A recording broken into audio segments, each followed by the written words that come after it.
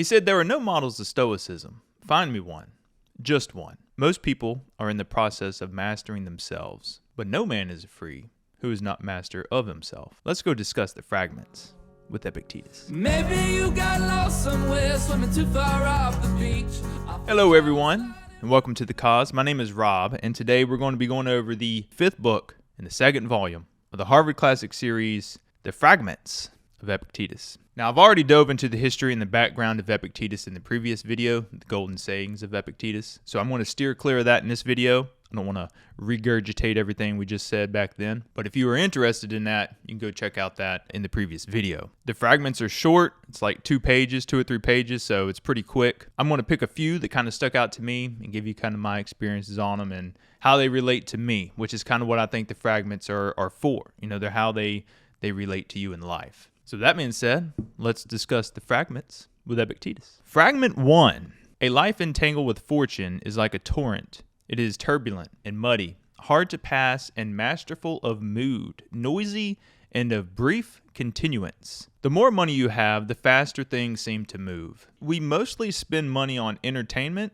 and to speed up things. And honestly, speeding through situations in life can be stressful. We've all heard the stories of the men on Wall Street, during a crash or something, jumping from buildings. Living a life in pursuit of money will make it seem like life is just flying by. Slow down. Most of your needs are met. Live a life in pursuit of virtue over money, and it will be long and fulfilled. Personally, for me, I want to be rich in experiences, time, family, health, rather than money. Next one is Fragment 6 that I liked. It says, "Nature has given men one tongue but 2 ears, that we may hear from others twice as much as we speak." I'm looking at this from a different point of view, I think nowadays at least, in regards to podcasts and stuff like that. I listen much more than I speak nowadays. With all the great specialists and stuff on the podcast, I find myself just consuming and absorbing copious amounts of information. From Joe Rogan to Chris Williamson to Jordan Peterson, there's tons of great podcasts out there that you can get some great information from. The problem is, rarely do I ever have anybody to kind of discuss it with, and that's honestly one of the reasons behind starting this channel. It gives me a chance to communicate and regurgitate these ideas and stuff like that, and it commits all this information to memory a lot better, at least in the way I learn. But I do get the sentiment of this fragment. I think you have to be self-aware and know when you have the experience on a subject to speak, and know when it is your duty to sit down, be quiet, and just listen. Fragment number 9, "Give me by all means the shorter and nobler life, instead of one that is longer, but of less account." Joan of Arc was burned at the stake at 19. Joseph Warren, a young general in the American Revolution at Bunker Hill, he was killed at 34. JFK was young. Alexander the Great conquered the known world before the age of 30, and he would die a couple years later. Martin Luther King was 39 years old when he was assassinated. They all packed their lives with events, activity, and momentum. And they all believed in the noble cause they were fighting for, regardless of what anybody else thought at the time. And I love thinking back on these periods because it's like there were blacksmiths, bakers, farmers that all lived during the same time. But only the noble, short-lived rule breakers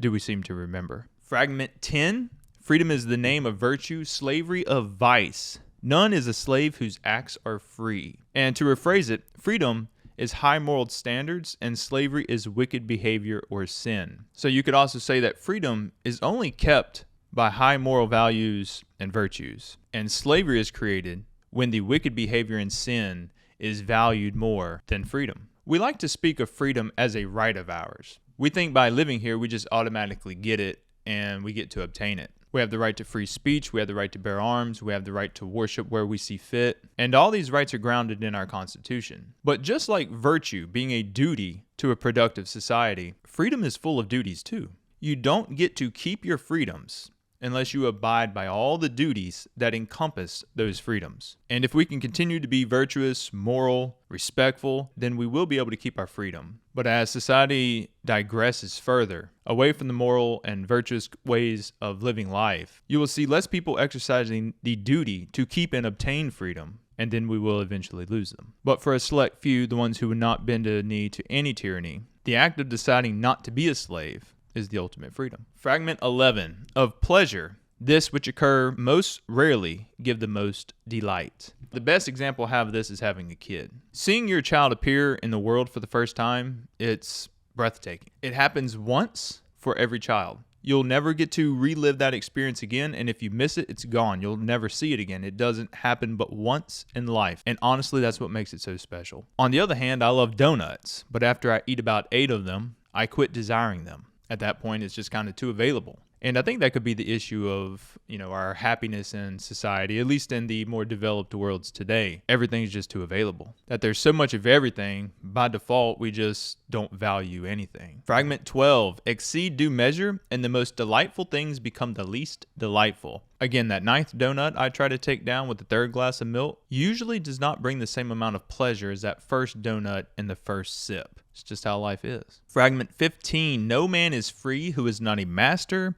of himself. Who controls your emotions? Who has the power to make you angry? Who dictates the usage of the majority of the hours in your day? Who can take away your passions? Who controls your thoughts? Are any of the answers anyone besides you? For most of us, that will be true, because we lack the discipline to master ourselves, our abilities, and our minds. So it's simply stated, when you choose to wake up and be free, you just simply will be. Fragment 16, a ship should not ride on a single anchor, nor life on a single hope. I'm going to tell you a sad story, which is sad in many ways. There was a dude I knew who would give hints that his parents were kind of well off. And he would say things like, why go to college, or why start a business, or why even seek for a better job? Because one day I'm going to get all that. I'm going to get that inheritance. I'm not worried about, working hard right now. So he waited, and he literally just let life pass him by. He never worked hard at anything, or he never pursued anything. The hope of the inheritance, it just stifled his ambition. He wasn't ambitious about anything. The mom wound up living to be about 96,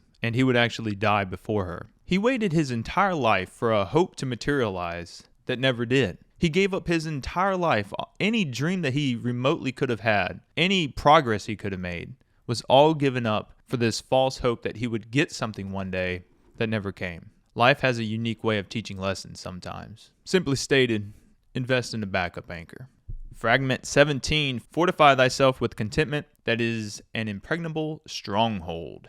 I sat on the porch the other day and I took some inventory of my life. I sold my house a couple years ago and I moved into a little trailer on some land. Just running pipes, guys.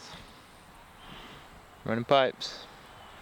It ain't fun. Somebody's got to do it though, Cut my mortgage and all that back by a lot. Now, I eventually want to build and move into an actual house, but like I always say, all in due time. Now, I could have continued to struggle financially and keep up appearances with my peers and my neighbors and stuff like that, or I could choose not to participate in the comparison game of life. By simply choosing to be content, I now have like a 1-year kind of safety net, and I couldn't have created that before. I was too maxed, living that paycheck to paycheck life. When you start comparing your lives to others, you become robbed of the joy and the peace that is all around us. I was stressed. I was angry during that period. That was tough. And it's weird because it was just caring about the judgment of others. Caring about the judgment of others can drain you. It can drain your happiness. I thought a lot about what my peers and friends and stuff would think about my downgrade. And I can honestly say, life would be so miserable if I would have stayed in that situation by fear of what others would think of me. So take inventory of your blessings. Focus on what you can improve in the moment. And remember to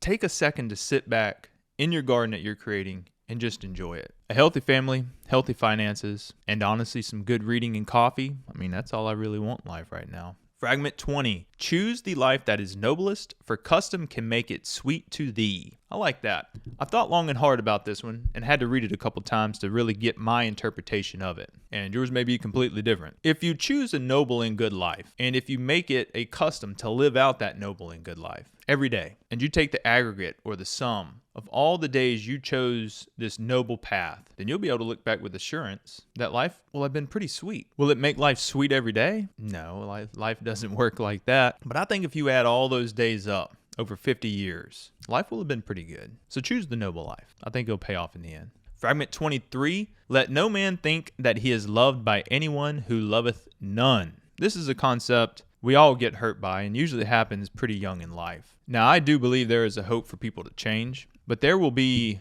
times in life when you realize that continuing a relationship is not in your best interest. Not everyone is going to love you, and it's not that they are incapable of love. They may just value different types of love, or they may value loving different things. You will not understand the reasons, and you probably won't figure out the solution. So don't be fooled or upset when people you have given everything to do not do the same in return. You choose who come into your life, and you should be a ruthless guard to that entrance. With that being said, I hope you enjoyed this episode on the Fragments of Epictetus. These are the ones that stuck out to me and kind of how they apply to my life. If you like this type of content, please consider subscribing, liking, sharing. It helps the algorithm push this content, and I would truly, truly appreciate it.